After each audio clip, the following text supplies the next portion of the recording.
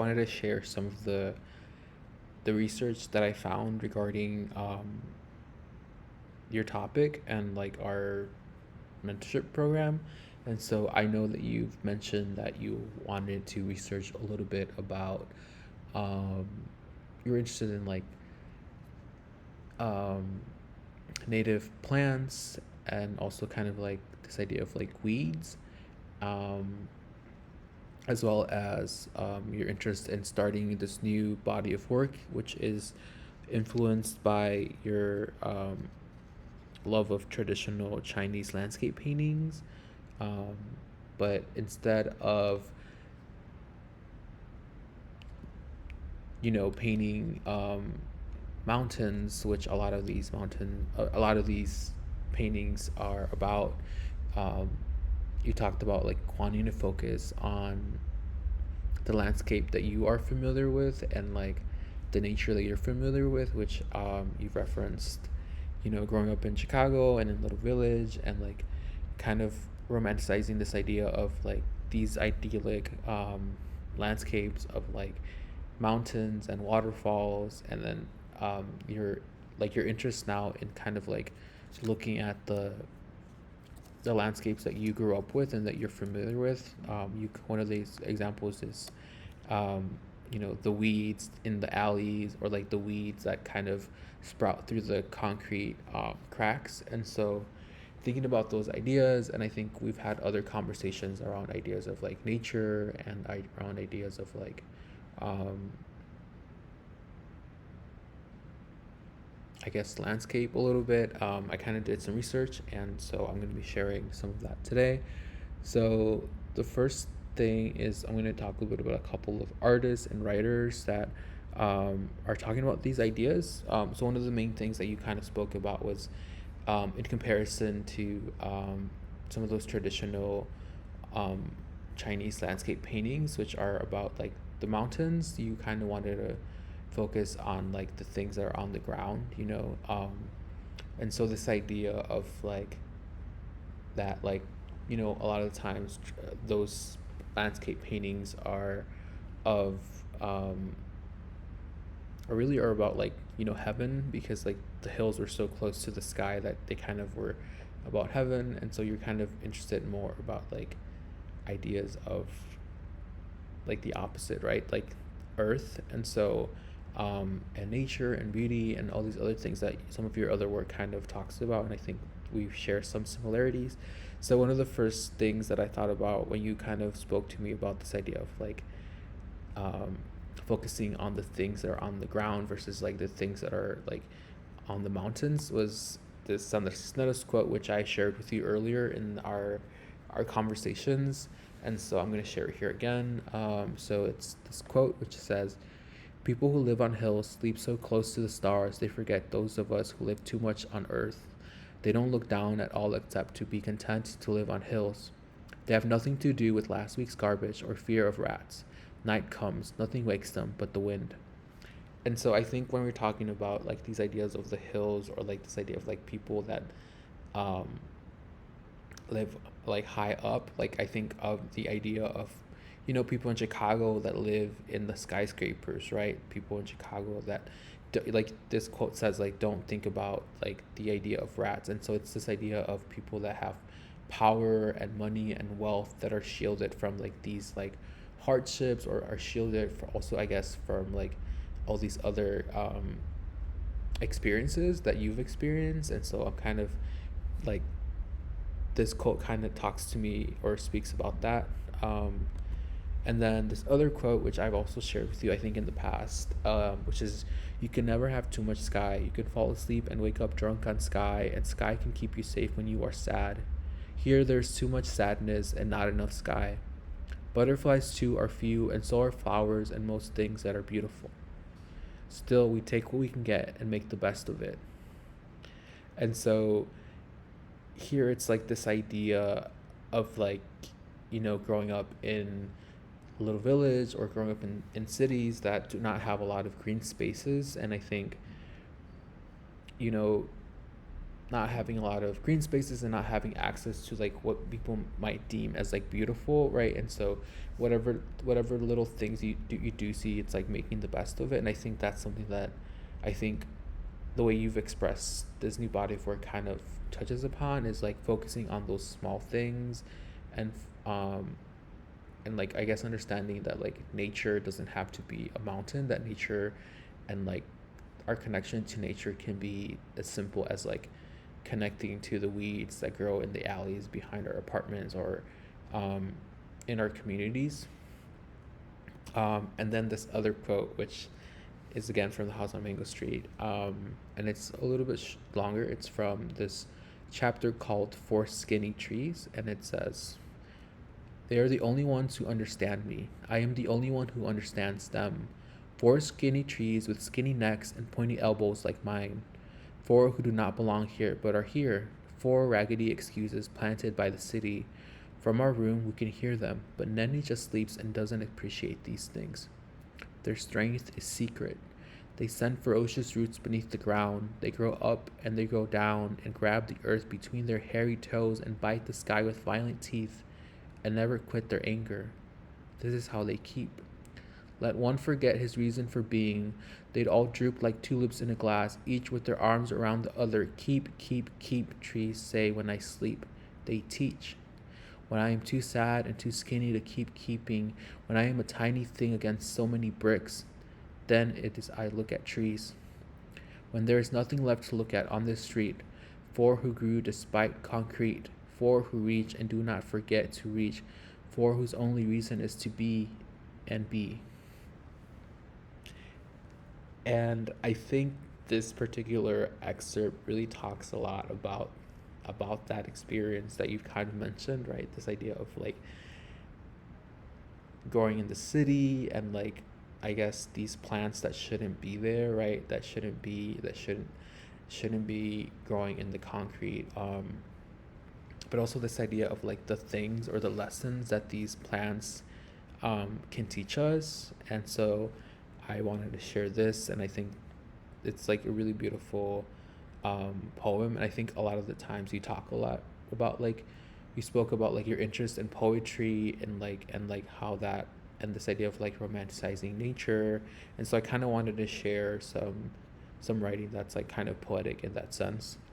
Another artist that I wanted to share is Marian Fairbanks, who created a body of work that I saw in like 2015 in an exhibition called After Today at Gallery 400. And she was also kind of interested in like plants and like weeds that grew in the houses of foreclosed homes in her neighborhood.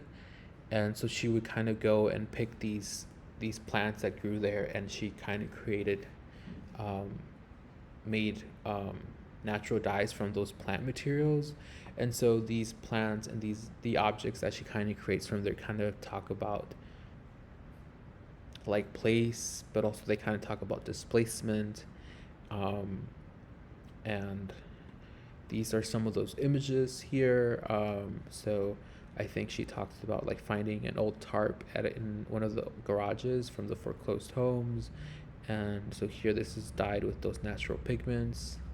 um, and then also she was doing, I think, solar dyeing, which is a process where you use the sun in order to create a dye. And and so yeah, I think it's always interesting to see other people that are maybe thinking about similar things, but are or thinking about plants too, but are kind of looking at it in a different way, or approaching it from a different point of view. Just wanted to share this one as well. And then this other one, which is a song by an artist called Olmeca, from an album called Brown is Beautiful, and the name of the song is Por el Suelo. Um, and again, I think this speaks to this idea that you're kind of interested in, right? About like not focusing on the mountains, or like this idea of like heaven or like the afterlife, but focusing on like on the earth, right? And like on the ground. And so there are a couple quotes from this particular song that kind of resonate and like I think kind of connect some of those ideas that you're thinking about. And it's si vivo en las nubes no vivo y por eso por el suelo camino en el pueblo todo igual como grano de arena. Those who float in the wind never were here to begin. Hand me the pin. El mañana no se vive arriba por el suelo. And so again, it's this idea of like kind of like refusing to like I guess live in the clouds, right? To have your your head in the clouds, but like to like actually be here and like I think it talks about like being present, but it also talks about like I think speaks about like struggle and resistance and like grassroots movements. And then this other quote from the second stanza of the song, which is Al cielo empieza por el suelo, which is this idea that, you know, like the sky begins on the earth. And I guess for me, I think about this idea of like the horizon, right? When you look at the earth or like the sky, like it begins at the horizon, right? At the horizon is like the place where like the earth is present. And so like I guess this is also kind of interesting to me, like thinking about visually about like this idea of like the earth and the sky. And then a couple of articles that I read. So I think I found like 30 plus articles and was kind of skimming through a bunch of them and reading little bits here and there. And I was not too familiar with some of these ideas around traditional Chinese landscape paintings. And so I know you've already done a little bit of research on that, but I found a couple articles that I found really interesting and I wanted to share. And so I'm gonna talk about four of them, but I have more that I have. So maybe I'll share some more of those later on. But the first one is this essay called "Clarity as Beginning Place" by David Hinton, in which he talks about you know, traditional landscape painting, and he kind of focuses on this idea of like the mountains as being like this place where like all of these spiritual practices kind of converge, and like the mountains kind of become this thing that speak about like the cosmology of like their understanding of like all of these things, right? Because it's like again it's like this place where like it's like the earth meets the sky, and so it's this place that connects like heaven and earth. So it kind of speaks about this idea of like their idea of the cosmos. And one of the things was like that I thought was really interesting, which is like this idea that like a lot of these like artists and intellectuals kind of thought of like the mountains as like their spiritual home, but also they thought of like the mountains as their teachers. And so thinking about this idea of the mountains as their teachers, right? And like I think you're talking about like um I think a lot of your conversations are about nature, and like a lot of your work is dealing with nature, or like and so thinking about I guess this body of work that you're creating that focuses on these little like plants or weeds. And I guess I'm kind of curious how like through this tradition that you are kind of using of like or this of like traditional Chinese paintings and using it to paint weeds, I think you're kind of in a way elevating these weeds into like teachers and like kind of thinking of them as like teachers. And so I think this is something that I thought was really, like really interesting, right? And like what can we learn from plants and weeds and all these other things that like most of us kind of overlook, right? And similar to that other essay, I mean excerpt by Sandra Cisneros about those trees, and it's like most people don't think of them or look at them, but there's so much that people can learn from them. And then this other essay, which is Being in Traditional Chinese Landscape Paintings by Sophia Law, and it talks about like this idea that like different elements in nature are not separate, but they're all part of one whole thing. And like this idea that like humans are also like part of this whole thing, and they're like not separate, but there's just a small portion of these this larger um, being, I guess. um, but in regards to that, it's like this idea of like existence, right? And it's like um, and like this quote here towards the end, which is like, it is not about what he saw and felt that matters, but rather his understanding of being as a part of that environment, right? And so it's like, I just thought it was really interesting, kind of like this idea of like not being separate from nature, but like actually like being part of the environment, or like being part of nature. And I think a lot of their work kind of, I feel kind of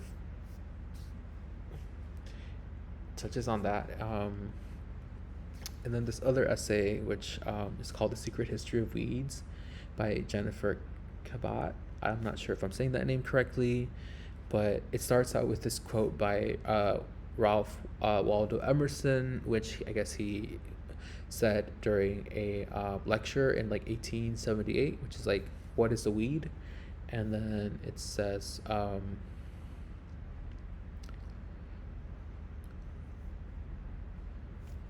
basically saying that there's like 200,000 different types of weeds, and like time will tell, time will yet bring an inventor to every plant.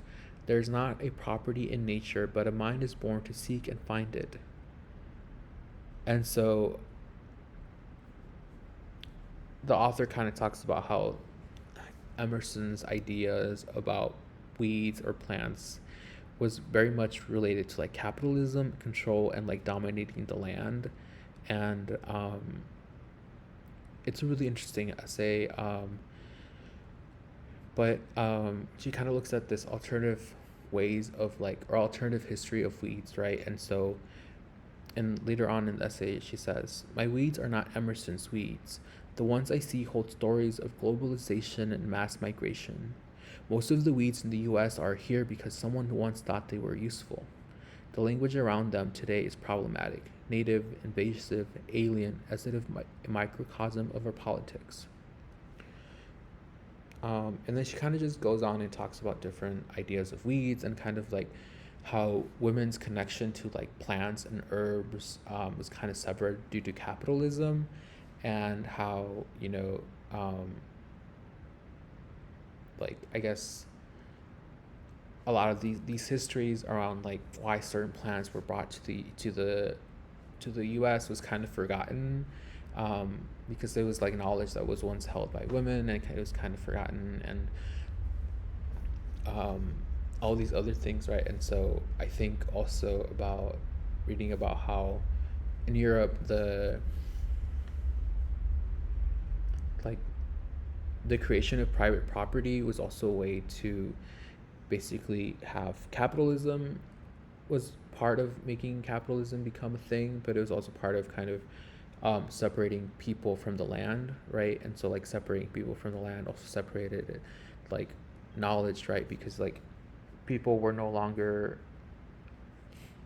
people kind of became reliant on like because of like their sources of food from like the market versus just kind of like growing it themselves. And so like that separation, but anyways, like it kind of goes on to talk about like how so many weeds, or at least the weeds that she's kind of looking at, hold secrets of resistance. And one of those examples is Queen Anne's lace, which is wild carrot, but the roots are also edible, and how the seeds um, are a progesterone inhibitor and can work like a morning after pill, or if taken daily, they can also be used as a contraceptive pill. Um, and so yeah, like talking about like resistance, and specifically I think this essay was written a little bit after like Trump was elected, um, and there were a lot of, at the time,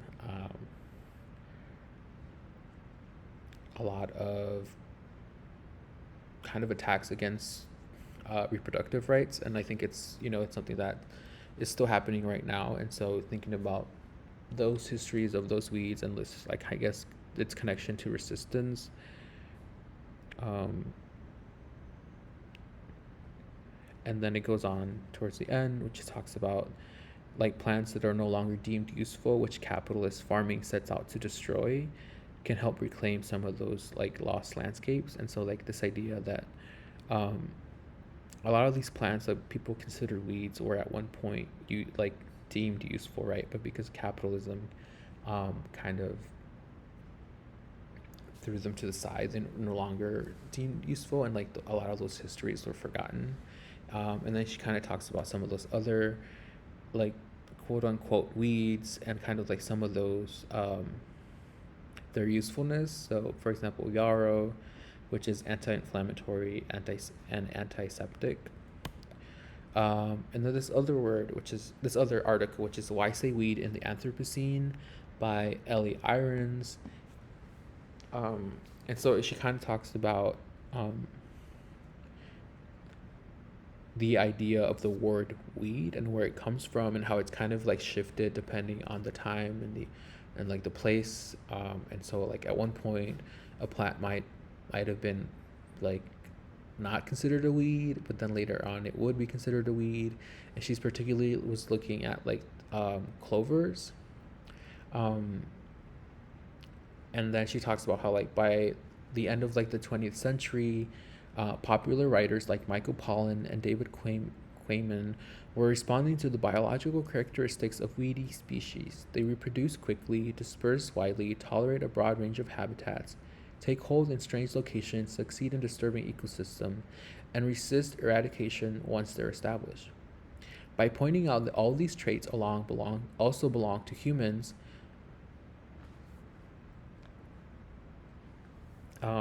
this leads to the conclusion that humans are actually the most successful weedy species on the planet, and that other weedy species have us to thank for their explosive proliferation. So this idea that like I guess humans are also kind of like weeds, and that like other plants or species that have like these weedy, quote unquote weedy attributes are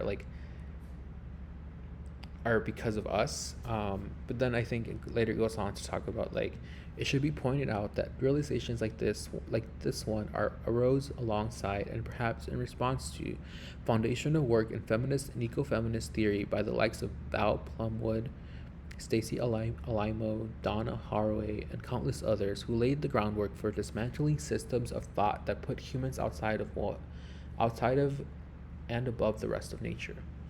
And while the conclusion that humans are a weedy species has an appealing logic, thinking with Haraway and her ilk reminds me that even that any universalizing trope, however attractive, is worth interrogating. So let's not accept the expansion of weediness to include humans as a definitive step in the term's evolution. Instead, let's ask what baseline environmental situations promote a weedy response in organisms, human or otherwise. Um,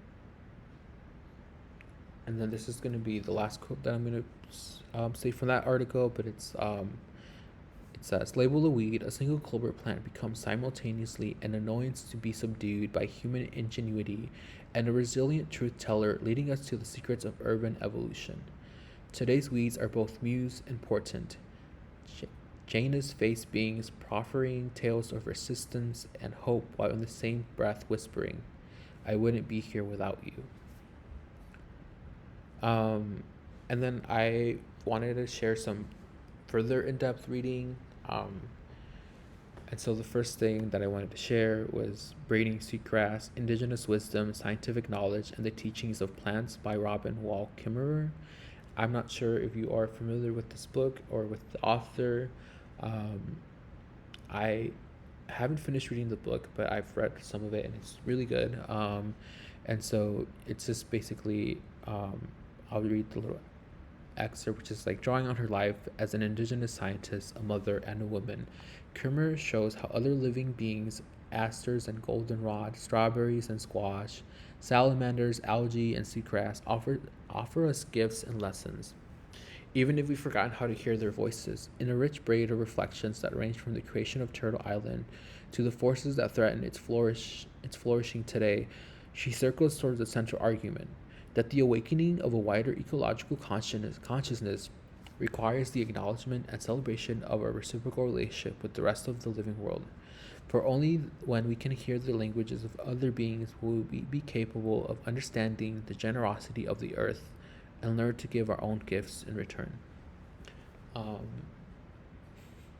so yeah, I think you've kind of talked about this idea of like, I guess, um, you talked about like painting what you know, what you know and what knows you, right? And so you talked about yeah, like these plants that grow in the alleys or in between the cracks of concrete, and like what lessons they can teach you. And kind of like, I think this book is really interesting because it kind of talks about a lot of these plants from different perspectives, right? From like traditional Western, I like scientific perspective, but also from um, like indigenous ways of knowing. And so like I really appreciated this book, and I think it would be interesting to kind of read as well for you and your current project that you're working on.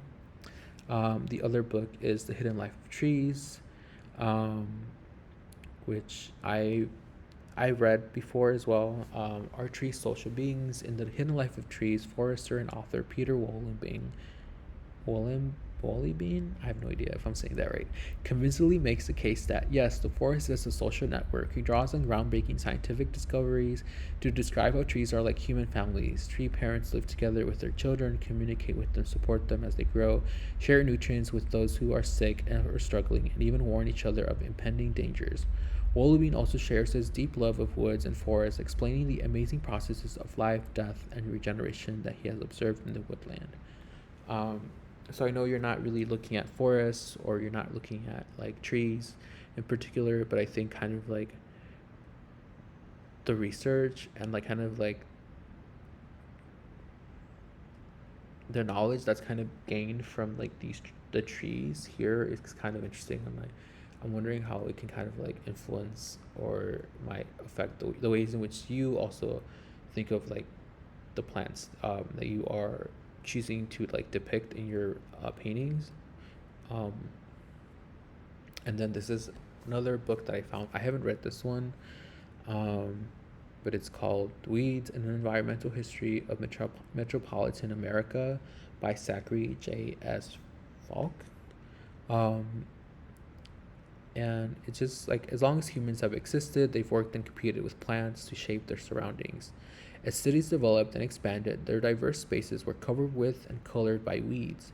In Weeds, Zachary J.S. Falk presents a comprehensive history of happenstance plants in American urban environments beginning in the late 19th century and continuing to the present. He examines the proliferation, perception, and treatment of weeds in metropolitan centers from Boston to Los Angeles. In dynamic city ecosystems, population movements and economic cycles establish and transform habitats where vegetation continuously changes.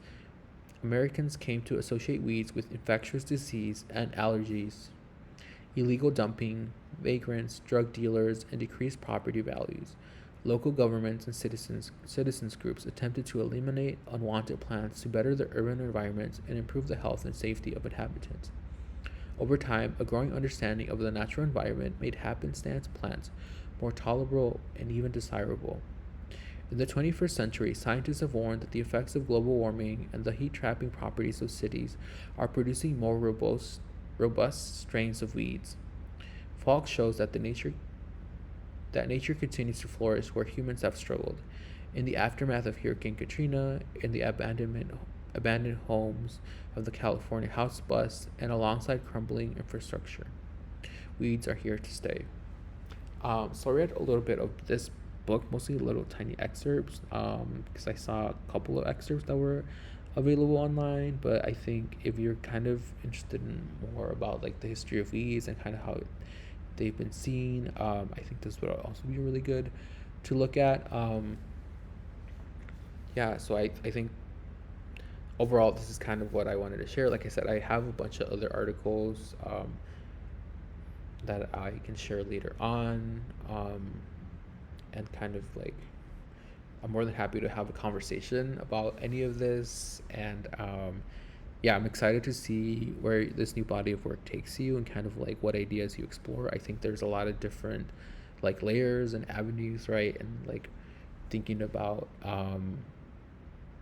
I guess like the spiritual and like visual component of like traditional Chinese landscape paintings, and kind of how you can kind of, I guess, create your own language, or create your own versions of it, and also thinking about like those histories of like those plants or weeds that you're choosing to depict, and yeah, like I guess all of those connections to, I guess, um, resistance, as well as like capitalism and like displacement and so many other things that I think you can kind of layer into it. And so yeah, I'm like excited to see where this new body of work takes you. And yeah, like I said, I have some more articles that I haven't shared, but I can probably share with you as well, and some other like thoughts that I can share later on. But